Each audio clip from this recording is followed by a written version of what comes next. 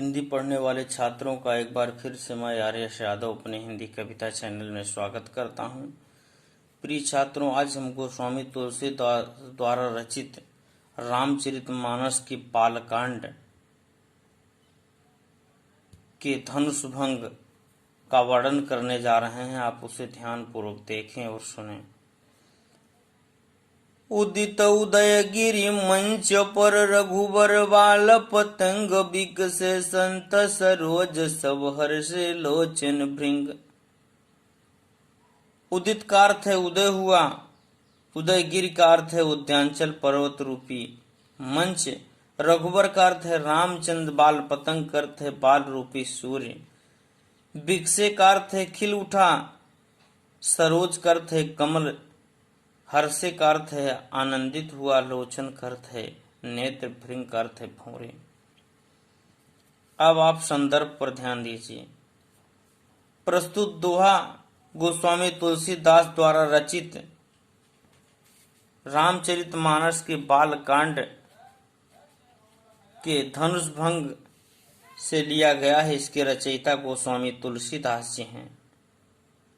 प्रसंग रूप में आप ध्यान दीजिए।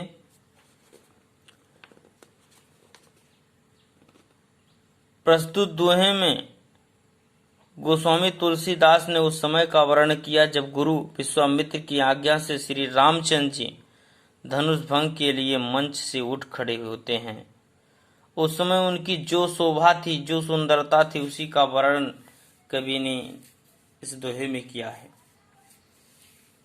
अब आप व्याख्यान पर ध्यान दीजिए। उदित उदयगिरि मंच पर रघुबर बाल पतंग विकसे संत सरोज सब हर्षे लोचन भृंग।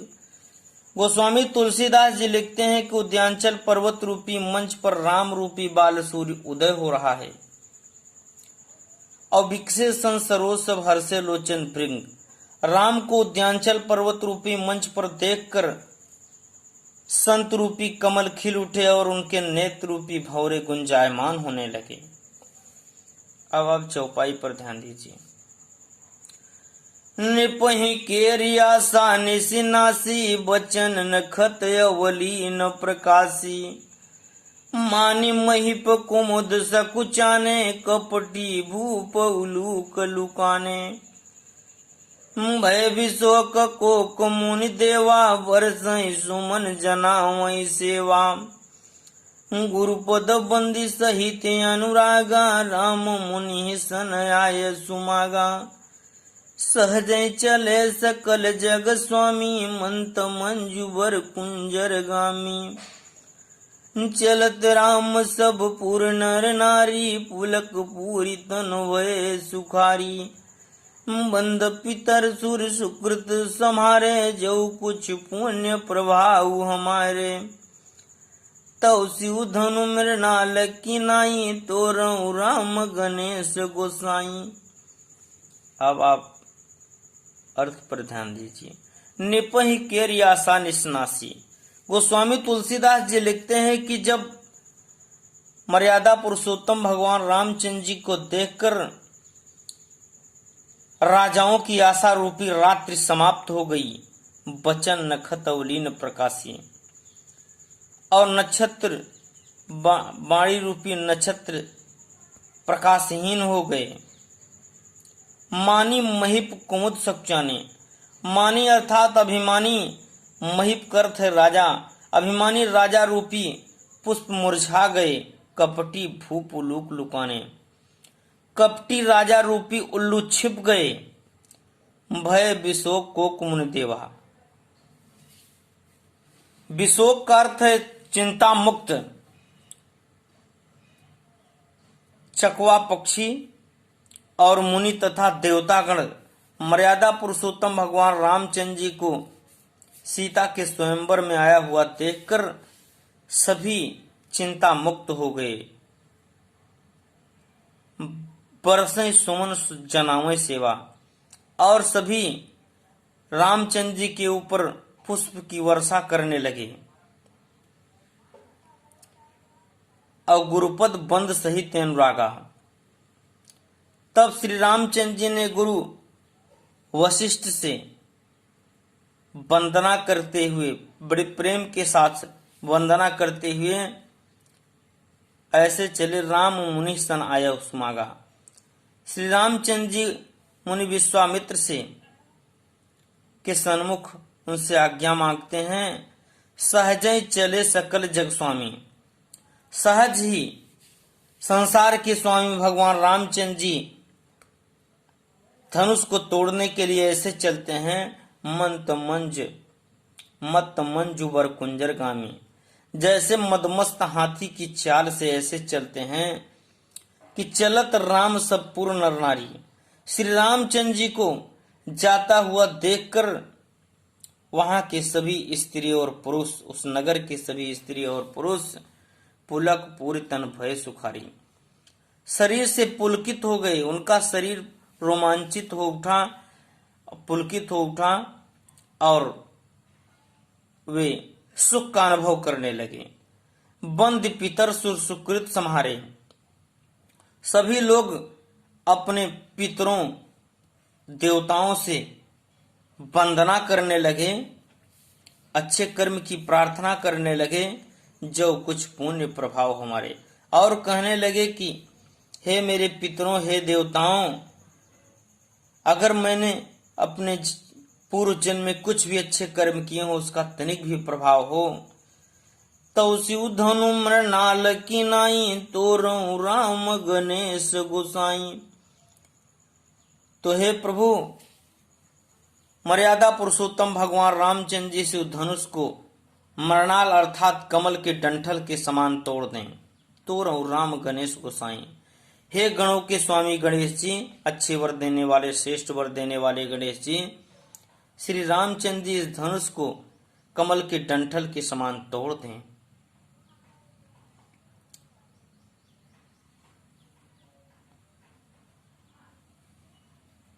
दोहा नंबर दूसरे पर ध्यान दीजिए। राम ही प्रेम समेत लखी लख सखिन समीप बोलाई। सीता मातु स्नेह बस वचन कहीं बिल खाई। राम ही प्रेम समेत लख सखिन समीप बुलाई। गोस्वामी तुलसीदास जी लिखते हैं कि सीता की माता सुनैना ने श्री रामचंद्र जी को प्रेम के साथ देखती हैं और सखिन समीप बुलाई, और अपने सखियों को अपने पास में बुलाकर कहती हैं, सीता मातु स्नेह बस वचन कहें बिल खाई। सीता की माता सुनैना स्नेह बस, प्रेम बस व्याकुल होकर के ऐसा वचन कहती हैं। क्या कहती हैं आप ध्यान दीजिए। सखी सब कौतुक देख निहारे, जेऊ कहावत ही तू हमारे। को न बुझाई कहई गुरु पाही, ए बालक असी हटवल नाही। रामन बान चुआ नहीं चापा, हारे सकल भूप करिदापा। सोधनु राजकुमार कर देही, बाल मराल की मंदर लेही। भूप सयानप सकल सिरानी, सखी विधि गति कछु जात न जानी। बोली चतुर सखी मृदुबानी, तेजवंत लघु गनियत रानी।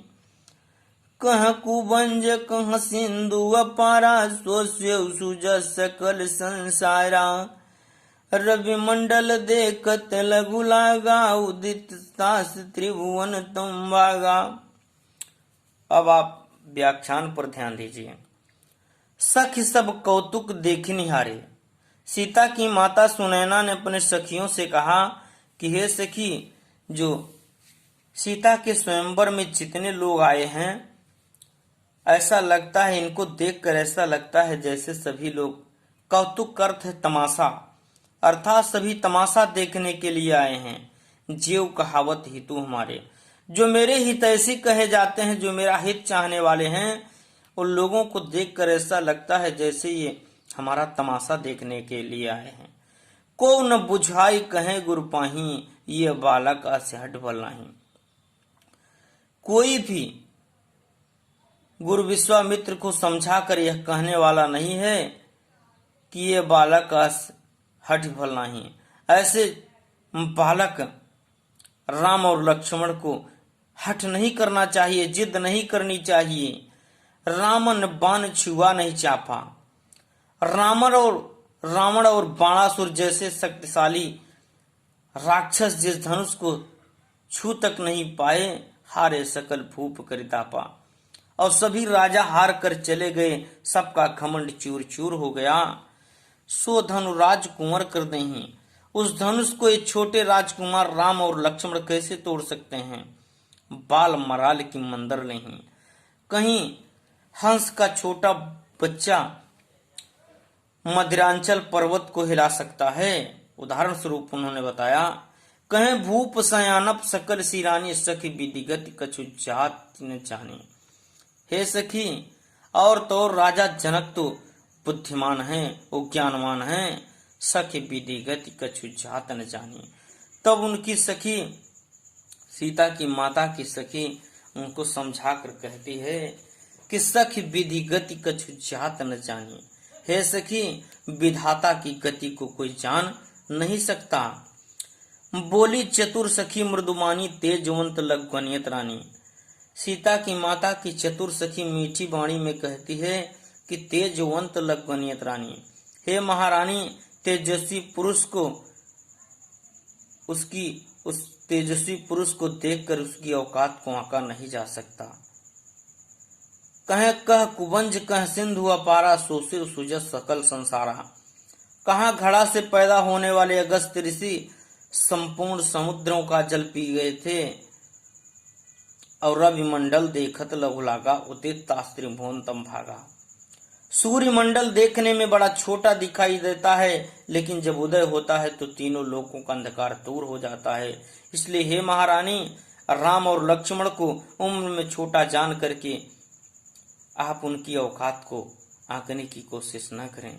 किसी भी व्यक्ति को छोटा और बड़ा जान करके उसकी औकात को नहीं आंका जा सकता है कि वो क्या कर सकता है। अब आप काव्य सौंदर्य पर ध्यान दीजिए।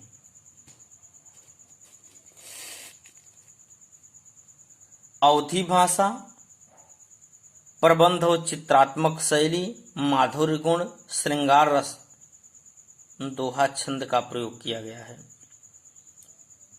अलंकार में उदित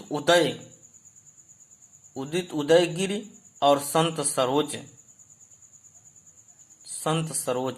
में क्रमशः उ, द और स वर्ण की पुनरावृत्ति होने के कारण यहाँ पर अनुप्रास अलंकार है।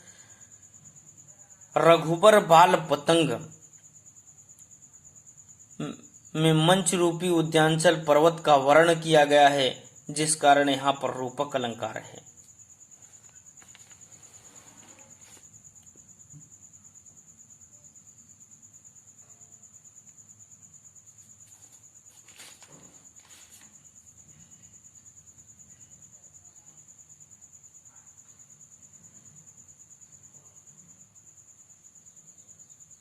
प्रिय छात्रों, आप हमारे वीडियो को लाइक करें, शेयर करें, सब्सक्राइब करें। अन्य वीडियो को प्राप्त करने के लिए हमारे चैनल के बेल आइकन को प्रेस करें। धन्यवाद।